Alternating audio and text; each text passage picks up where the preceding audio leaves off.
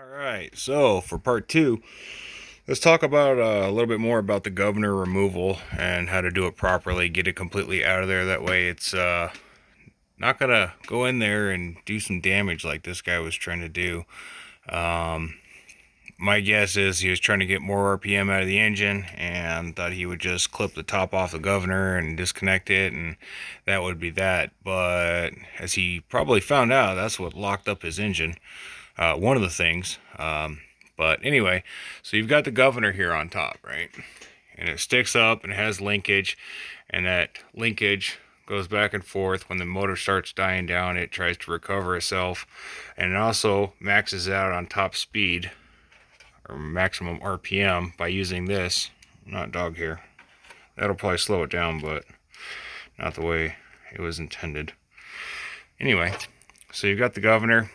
And what it does is the faster it spins, these little weights that are jiggling around in there shoot to the outer side, pulling it forward and creating it to limit itself and also push on this lever. It does that by riding on a gear right here that sits on the crank. And as you can see, this one is off my crank because when you delete the governor, you don't need it anymore. It's just in there excess weight on your rotating assembly. But it's typically pressed in right here. So you can take a hammer. I actually just pried this one off with a screwdriver. Just be very careful not to nick your surface edges. That's going to be going into your bearings and rubbing on your seals. You don't want any damage to that whatsoever. Otherwise you're going to have a short-lived engine. But anyway, so the way I found it when I took this apart is that lever was still sitting down there and it was hitting the crank rod, the connecting rod, sorry, and stopping it from going anywhere. So anyway, if you do that, you want to remove the governor, you got to pull the engine completely apart, pull out the crankshaft, pull out the piston, pull the cam and gear off, and you need to completely get rid of this guy. So when you're deleting the governor, this guy's going bye-bye. Don't need that no more. Also, a lot of people, they take off the low oil sensor. I like them on there, but the problem is when you're building these motors for stuff like pocket bikes, go-karts, mini choppers, stuff like that, basically when you're doing hard turns or something like that, all the oil is going to slosh to one side, and this sensor sits down here at the bottom. You can see the two bolt holes right there. So this would go sit in there down at the very bottom. Say all the oil sloshes over to one side because you're in a hard turn, and then basically this says, oh, low oil, shut the engine down. So then it will kill your engine. So a lot of people that do the performance builds remove them. I'm on the fence about it. I have them on my mini bikes. Never had one shut down because of that, but I also don't ride them crazy on trails and stuff, usually just around the neighborhood. Anyway, so to remove that, that goes through here with this nut, and that's where your sensor wire comes out, connects to your harness to kill the engine should it actually run low on oil. So what I'm going to do is I'm going to take a nut and a bolt, and I'm going to put it through here. I have a locking nut on there. I'm also going to use Loctite. You do not want that coming loose, coming inside and making contact with your crank. When he had the pieces of that governor down there, I think some pieces of it went around the engine and hit. You can see there's some marks in there up against that bearing flange right in this area that look kind of chewed up, like something went through there. But like I said, that governor lever was down loose and hitting the crankshaft, but I didn't see any other major pieces inside of there, so there might still be hope for this engine yet. Also up on top where that lever goes through, the governor lever, right there. You could do a nut and bolt on there, but for clearance reasons, I don't want a chance doing a nut and bolt, so what I did is I took a 1/4 inch bolt and a 1/4 inch tap. You can see there. I ran it down through the top and threaded, as you can see. So now with some red Loctite, you're going to put this guy in there, lock it down, and red Loctite it, because that's never coming out again. So I've never heard of anybody putting a governor back in one of these motors. So with those two bolts, low oil pressure, low oil sensor, sorry, and the top governor post is going to block off two holes. On one of my bikes that I built, chopper, I actually snip this part off, cut it flush, and I run a breather on there, but I had to put about a 8-inch tube and then the breather because when these things are running at full song, it's slinging oil all over inside of there. Yeah, just like that.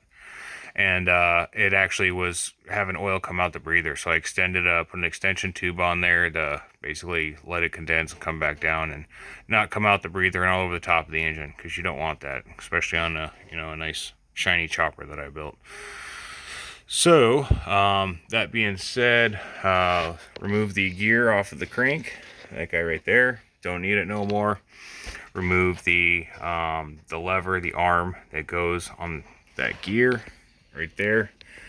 Now this sits on that little back pedestal back there on the top left, slides on there, and there's a little itty bitty black clip, retention clip, that holds it on there. So usually you can pry them off with a flathead screwdriver or something like that. I've seen people just destroy the gear and take it off in pieces. There's also that washer back behind there.